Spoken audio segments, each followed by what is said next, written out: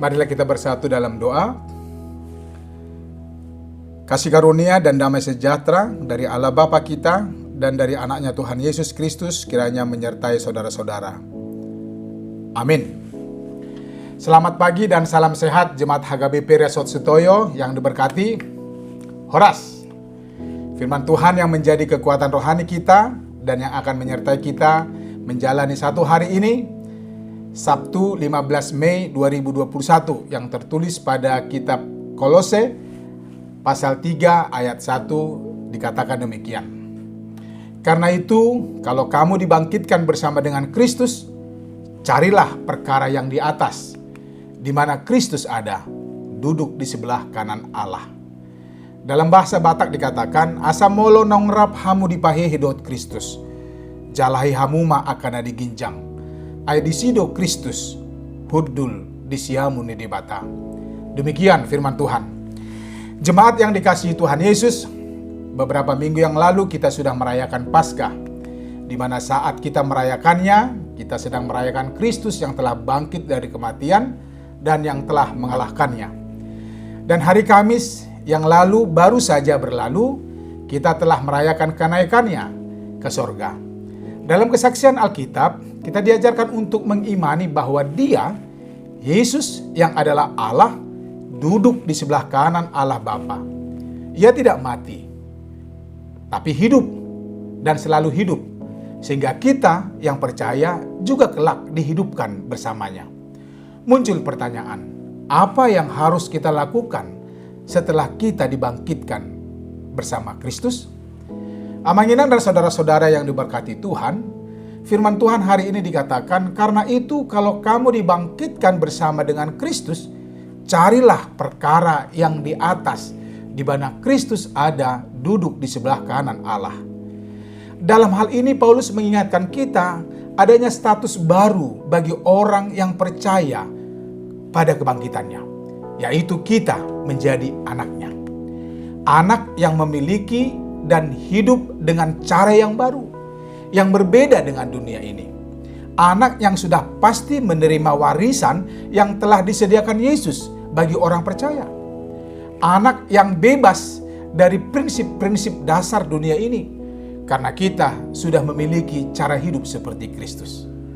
Oleh karenanya bagi kita, Paulus mengingatkan, carilah perkara yang di atas, di mana Kristus ada. Sehebat atau seindah apapun di dunia ini membujuk menggoda anak-anak Allah, Paulus mengingatkan, carilah perkara yang di atas, di mana Kristus ada.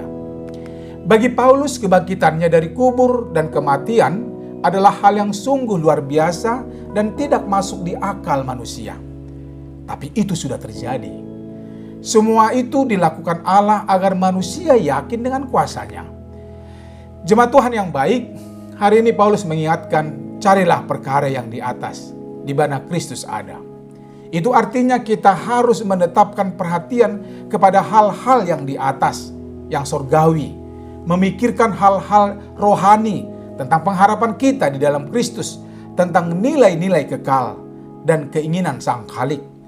Hal-hal seperti itulah yang seharusnya ditetapkan dalam pikiran kita, yang mengisi sebahagian besar kehidupan kita.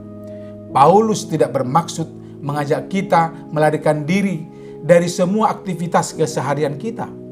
Paulus tidak menganjurkan kita untuk pergi ke biara dan menjadi biarawan atau biarawati, karena kita semua masih berada dalam lingkungan pekerjaan dan keluarga.